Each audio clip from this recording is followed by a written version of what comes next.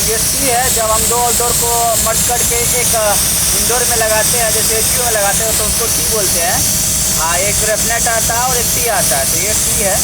आप लोग देखे होंगे एक्सपीएस में बहुत कम देखे होंगे, बहुत सारे हमारे भाई लोग देखे होंगे। ये टी है, ठीक है, इसे हम लोग टी बोलते हैं। अभी इसको आपको हम जब ये कंप्लीट हो जाएगा तो हम इनको दिखाएंगे कैसे है। जब दो आउटडोर को हम मर्ज करके एक इंडोर में कनेक्ट करते हैं एचयू में जैसा, तो वहाँ पे ये टी लगता है। और ये मैं अलग से इसलिए मैं इसका ब्रीडिंग कर रहा हूँ, क्योंकि अगर हम पाइप के साथ करेंगे तो हमें उतना अच्छा से प्रॉपर ब्रीडिंग नहीं होगा।